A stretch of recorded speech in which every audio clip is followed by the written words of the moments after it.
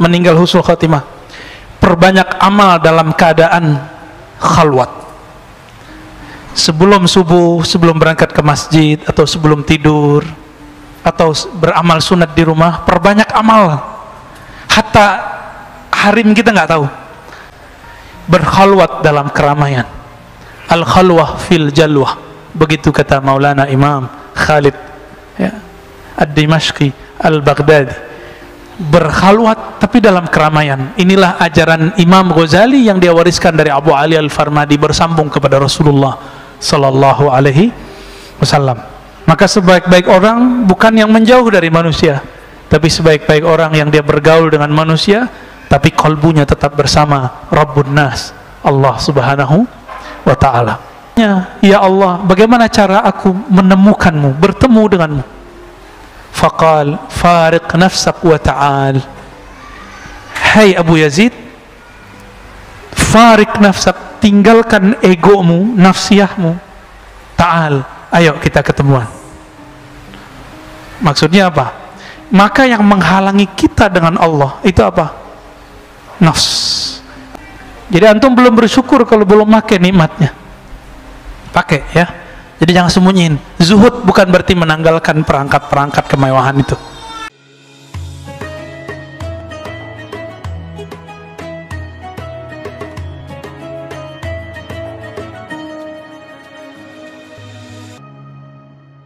Makan Allah. Ini bagian akhir yang mau saya sampaikan. Kalau mau ingin husnul khatimah, mau husnul khatimah nggak? Meninggal husnul khatimah, perbanyak amal dalam keadaan khalwat. Sebelum subuh, sebelum berangkat ke masjid, atau sebelum tidur, atau beramal sunat di rumah, perbanyak amal. Hatta harim kita nggak tahu, hatta anak kita nggak tahu kita lagi zikir apa. Kalau bisa begitu. Kata pasangan kita nggak ngerti berapa jumlah zikir kita. Mungkin dia tahu teknik zikir kita, tapi tidak tahu berapa jumlah zikir kita. Dan jangan pernah keluarkan saya zikir sekian, kecuali antum jadi guru lalu ingin memotivasi murid. Jangan pernah. Suatu kali ada seorang datang kepada Imam Abu Yazid Al-Bustami dan mengatakan, sumtu 20 sana ya Syekh.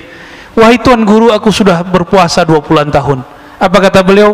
Aftarta, kamu baru saja berbuka. Karena orang selevel dia 20 tahun berpuasa, seharusnya sudah masuk level puasa batin. Puasa ruhani, yaitu tidak memamerkan amalan depan orang. Maka kalau pengajian ya, nggak usah pasang postingan lagi kajian nih gitu. Kalau dulu unik, lagi dengerin azan di Masjidil Haram, lagi dengerin azan nih, pakai J lagi ajan di Masjidil Haram, Allahu Akbar.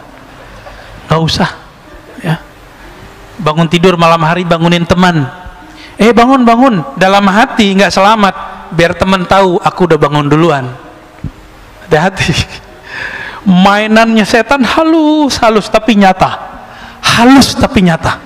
Itu beda halus dengan nyata dengan tampak. Tampak ini pasti dia fisik, tapi kalau nyata kadang-kadang dia halus tapi terasanya jelas. Rasakan saja dialog hati kita bertengkar ketika kita mau pamer, benar ya? Itu yang pertama. Yang kedua, teman-teman, tunjukkan kepada Allah bahwa kita hambanya, baik dalam sunyi ataupun keramaian. Itu sama. Ini ciri-ciri orang yang lulus khalwat. Walaupun tidak khalwat 40 hari, tapi antum lakukan ini setiap hari, mencoba kualitas zikir dan amalnya sama ketika sendiri dan sama ketika bersama orang.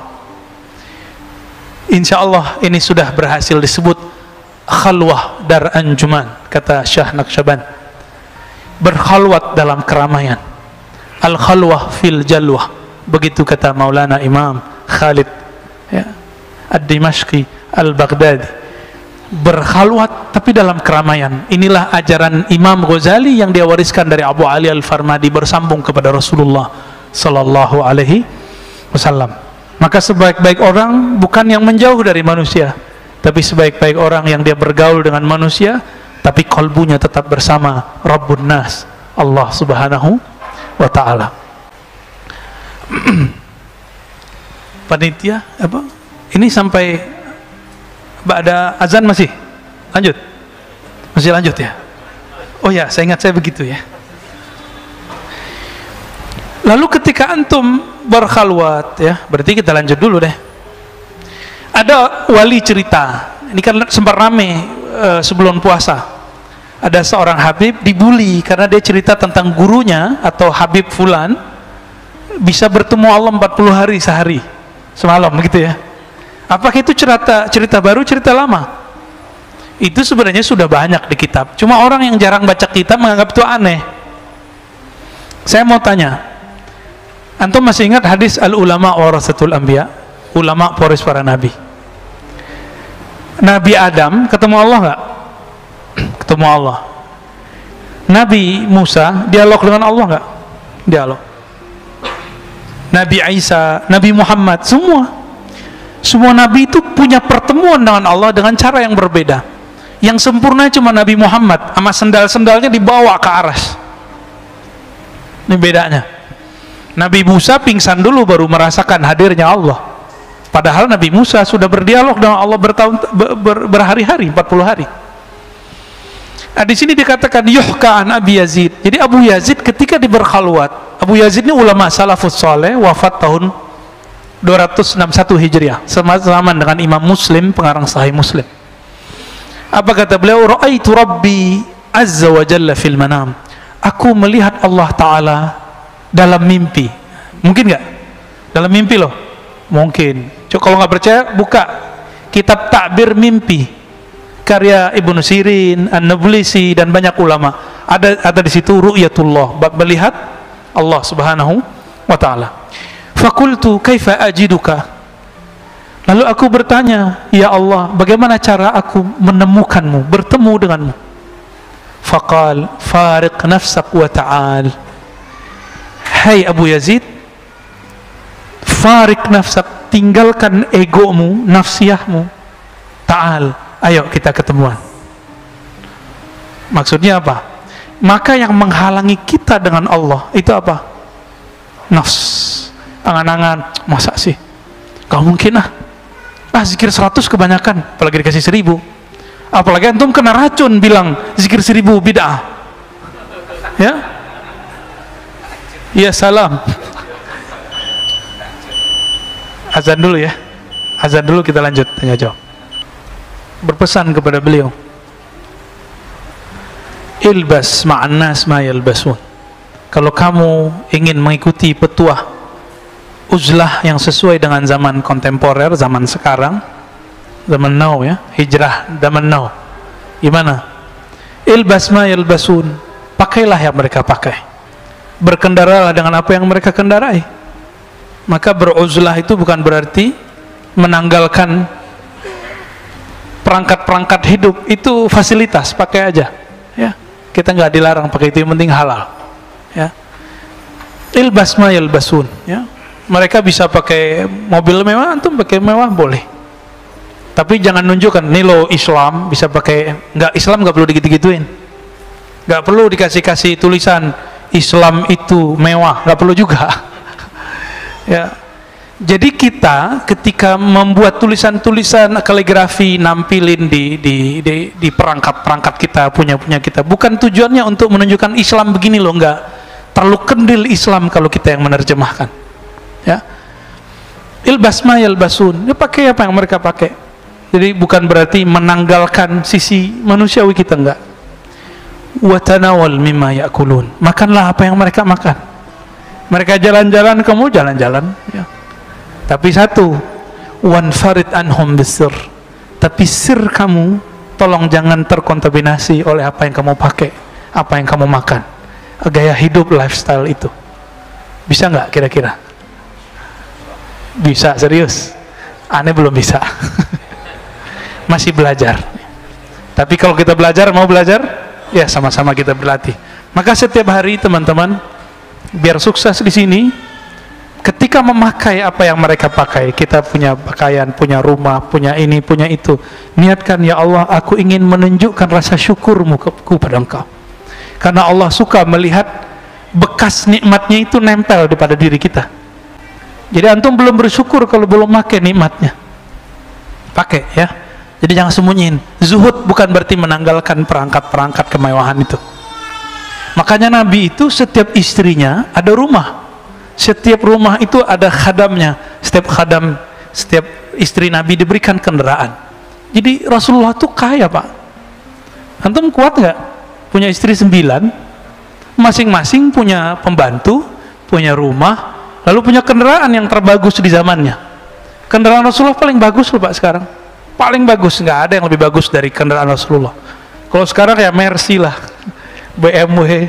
Sekarang apa yang bagus? Kayaknya ada yang lebih bagus lagi. Itu pakai Nabi. Jadi Nabi nggak main-main juga. Itu fasilitas dari Allah Subhanahu Wa Taala. Tapi kalbu beliau tidak pernah nyantol kepada dunia. Ya.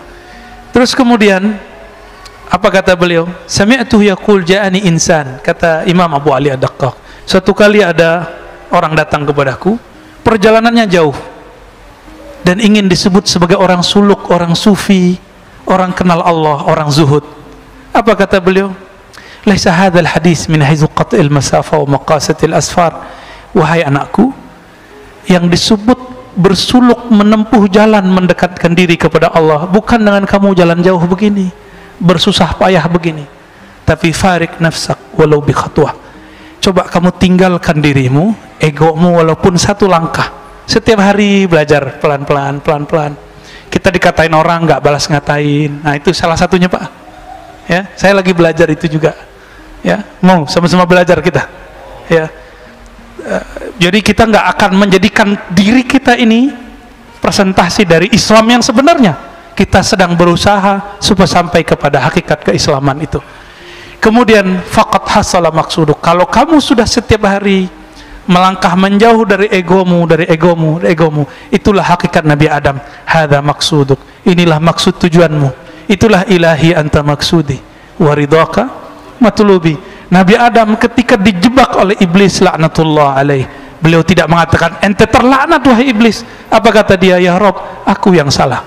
Kalau engkau tidak ampunkan kami akan menjadi orang-orang yang ya, fa illam taghfir lana lanakunanna minaz zalimin. Kami akan selalu berbuat salah.